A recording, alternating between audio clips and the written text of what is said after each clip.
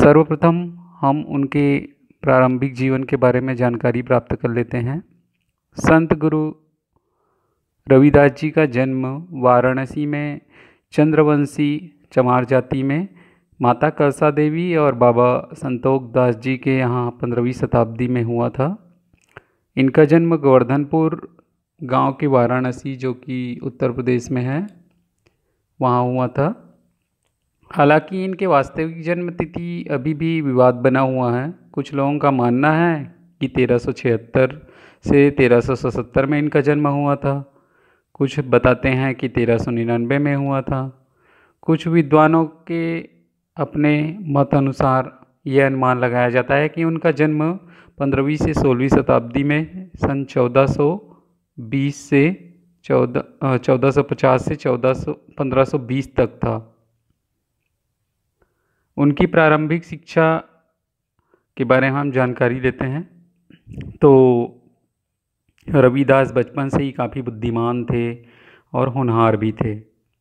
वह शिक्षा प्राप्ति के लिए गुरु पंडित शारदानंद के पास उनकी पाठशाला में गए, लेकिन उच्च कुलीन छात्रों के विरोध करने के बाद उनका पाठशाला में आना प्रतिबंधित कर दिया। लेकिन जब पंडित शारदानंद को इस घटना का ज्ञात हुआ तो उन्होंने बाकी छात्रों को समझाया। उन्होंने यह महसूस कराया कि रविदास को भगवान द्वारा उनके लिए एक धार्मिक बालक के रूप में भेजा गया है। पंडित शारदानंद उनसे और उनके व्यवहार से बहुत अधिक प्रभावित थे। उनका मानना था कि एक दिन रविदास आध्यात्मिक रूप से प्रबुद्ध होंगे और महान समाज सुधारक भी बनेंगे। गुरु संत रविदास 15वीं शताब्दी के महान संत होने के साथ साथ एक समाज सुधारक भी हुए। निर्गुण भक्ति धारा के प्रसिद्ध और प्रमुख संत में से एक संत के रूप में उभरे और उत्तर भारत में भक्ति आंदोलन का नेतृत्व किया। उन्होंने अपने प्रेमियों, अनुयायियों, समुदाय के लोगों, समाज के लोगों को कविता लेखन के माध्यम से आध्यात्मिक और सामाजिक संदेश के दिए। लोगों की दृष्टि में वह सामाजिक और आध्यात्मिक ज़रूरतों को पूरा कराने वाले एक मसीहा के रूप में थे। इस प्रकार से संत रविदास जी जिनको जाना जाता है रविदास के नाम से, इनकी जो कविताएं सबसे ज़्यादा उत्तर प्रदेश, पंजाब और महाराष्ट्र राज्यों में, और इन राज्यों में उनके भक्ति आंदोलन प्रचलित हुए।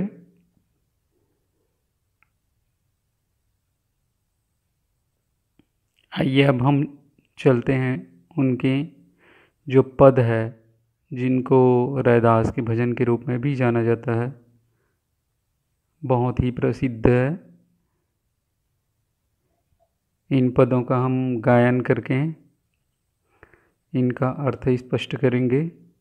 तो प्रारंभ करते हैं रैदास के पद को।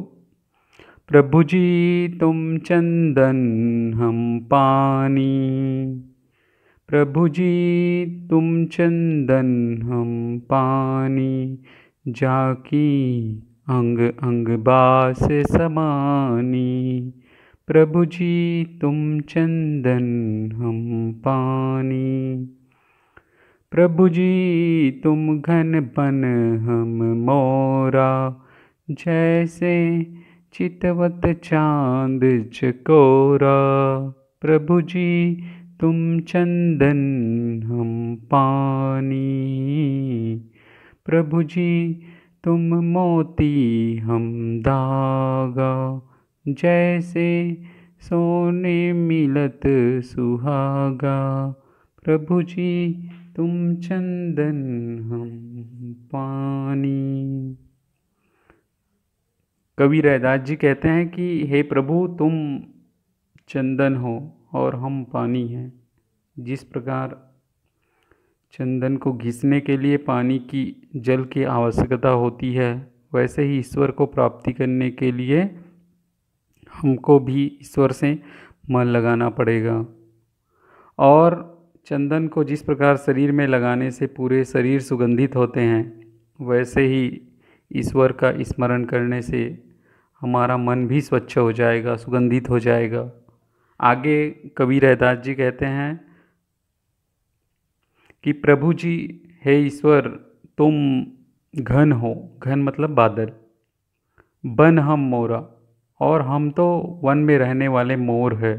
जिस प्रकार बादल को छाए हुए देखकर, बादल को बरसते हुए देखकर मोर नाचने लगता है, वैसे ही जैसे चितवत चांद चकोर, वैसे ही हमारा मन भी आपको पाकर प्रसन्न हो जाता है, आपके भक्ति में लीन होकर प्रसन्न हो जाता है। जैसे चितवत चांद चकोरा, जैसे चकोर पक्षी चांद को देखकर प्रसन्न होते हैं, वैसे ही हम भी आपके भक्ति में लीन होकर प्रसन्नचित होते हैं।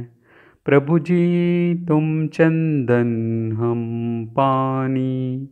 कवि रैदास जी कहते हैं कि हे प्रभु, आप तो चंदन के समान हैं और हम जल के समान हैं। प्रभु जी तुम धागा हम, प्रभु जी तुम मोती हम धागा, जैसे सोने मिलत सुहागा। प्रभु जी तुम चंदन हम पानी।